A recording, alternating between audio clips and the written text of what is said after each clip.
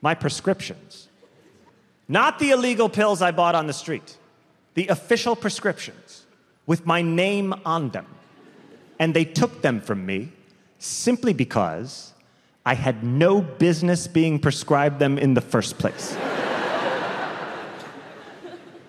But oh, the collection I had. All the effort, all the work that went into it. Do you know how hard it is to get a doctor to write you a prescription for a pill you don't need?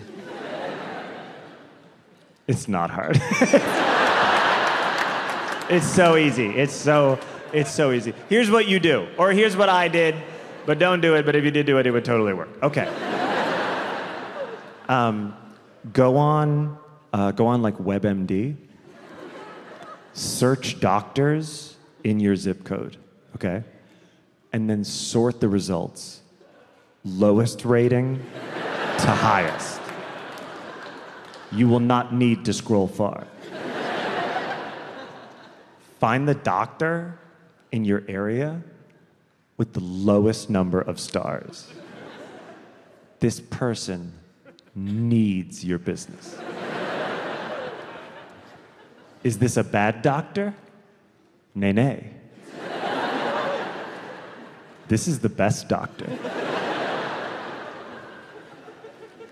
Dude.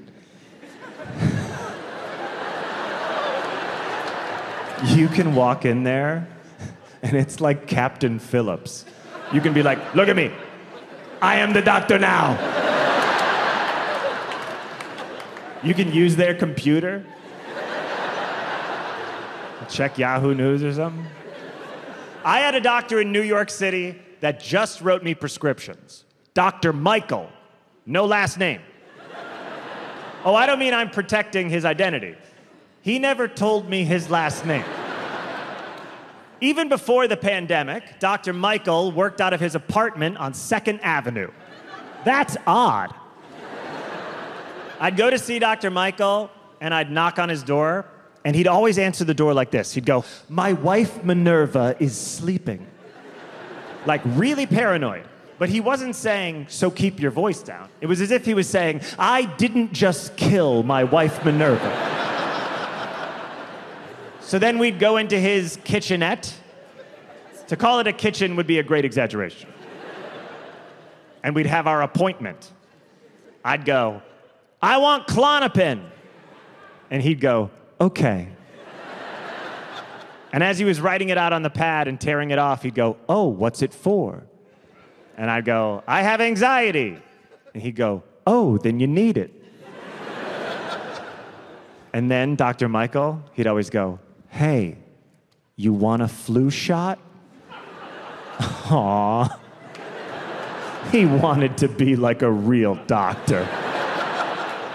I go, "No, Michael, you already gave me 2 flu shots this month, man. I feel crazy. I feel super sick." And he'd go, "Do you want a B12 shot? You want a vitamin shot?" So he always wanted to give me a shot of some kind because he had like a thing. I mean, look, a guy named Dr. Michael that works out of his apartment is gonna have a thing. Michael's thing was he wanted guys to take their shirts off in his apartment. You're all uncomfortable now, but I'm way over it. And also, if you think this story ends with me being like, "And I said, absolutely not," you're about to be so disappointed. So we had this little like charade. I'd roll up my t-shirt sleeve, and Michael would come in with the syringe, and he'd go, I'm gonna need the whole shirt off."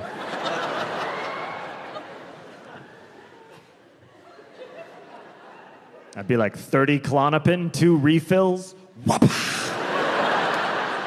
And then the sexual harassment would stop, to be fair. So maybe that was his whole thing, was just getting guys to take their shirts off. Or maybe there was something about me with my shirt off that stops sexual harassment. You know, that story has 2 morals. One, now you know that. You didn't used to. The other moral is this. You should get vaccinated and get a booster and all of that. But these days, when you hear people be like, just trust doctors. Anytime you hear someone say, trust doctors, just remember, somewhere in a kitchenette sits Dr. Michael. And if he's so trustworthy, why is Minerva always sleeping? So they took my prescriptions. They take my prescriptions. Now, this was all at 4 o'clock in the morning when I first checked into rehab. Let's flash forward 12 hours now to 4 p.m. that same day. I'm used to say goodbye, nothing new to me. Baby, I'm trying to survive, and I know that you believe in a world with happy endings. So tired of pretending that everything's alright while I stay asleep. So let it go. My hospital room in the detox hospital at this rehab. I had to go to detox for like 4 or 5 days when I first got there because of everything in my system. I'm in my hospital room. I've been in rehab at this point for 12 hours. I have not gone to sleep during that time. And my total time awake to this point is 50 hours. Now, the doctors are trying to give me a bunch of medication to calm me down. But by this point in my life, my tolerance for sedatives was superhuman. No matter what they give me, they cannot subdue me. I'm like the great Rasputin. They cannot bring me to my knees. Just then, a legitimately good doctor walks into my hospital room. If you have only been seeing Dr. Michael for the past few years, a good, legitimate doctor is terrifying. It's like an exorcist. This guy walked in like, hi, I'm Dr. Henry Fortescue. I was like, no, 2 names. No. Oh, hey, you want my shirt off, huh? You like this? You like stuff? What kind of a doctor are you, huh? Is your wife dead? Shh. I scream at this doctor. I go, where's my Klonopin? We cannot give you your Klonopin. Why not? We are a rehab. I cannot give you a Schedule II narcotic under Pennsylvania state law. And I said, Pennsylvania state law? Well, what if we go to a pharmacy in New Jersey? You see, I thought he was telling me about a predicament that we were both caught up in. Like he was like, look, I would love to give you these pills. You are clearly a super chill young man, bobbing and weaving in a hospital gown and a pair of New Balance sneakers for the past 12 hours. But this pesky state of Pennsylvania, oh, doctor, what if we go to a pharmacy in New Jersey?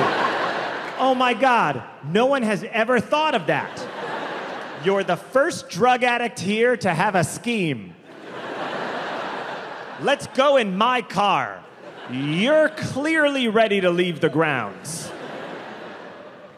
That was at 4 p.m. 3 hours later, 7 p.m., I finally go to sleep. They give me enough of this drug called Librium, and I drop.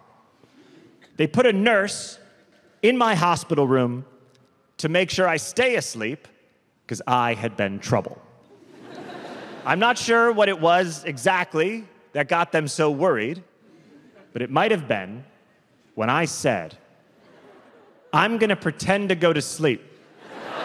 And then when you're all like, he's asleep, and you leave my room, I'm gonna run the fuck out of this rehab.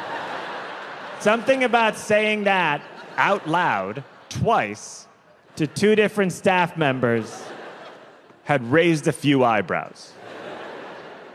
So now I'm asleep, though. I'm legitimately out cold.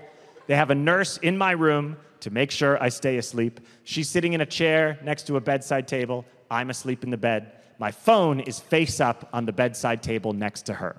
Now, at this exact same time, about 7 p.m., my good friend Pete Davidson starts calling me. Pete, yes, that one. Pete was not at my intervention because he was traveling that night. But now he's landed, he's found out I'm in rehab, and he's concerned. So he starts calling. Fun fact about Pete. He changes his cell phone number constantly. I don't know why. That's his journey. But every month and a half, I get a text from Pete, and it says, "Yo, it's Pete, new number." And I go, "Send a pic to prove it." And he sends a photo like this. And then I save him in my phone. For a long time, I just kept saving him again and again as Pete Davidson. At one point, I had 9 Pete Davidsons saved in my phone. And that's too many Pete Davidsons! So, I started to save him under fake famous people's names, just to mix it up. Like for a while, he was saved in my phone as Rodney Dangerfield. The week I went to rehab, he was saved in my phone as Al Pacino. So, I'm asleep in bed. A nurse is watching over me. My phone is next to the nurse. And Pete Davidson starts calling again and again and again. But what the nurse sees on the phone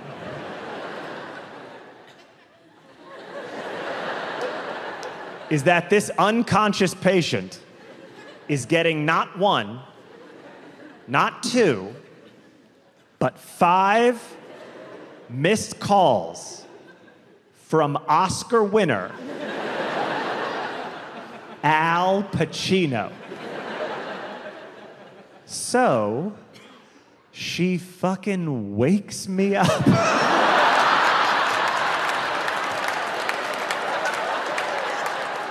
I don't blame her.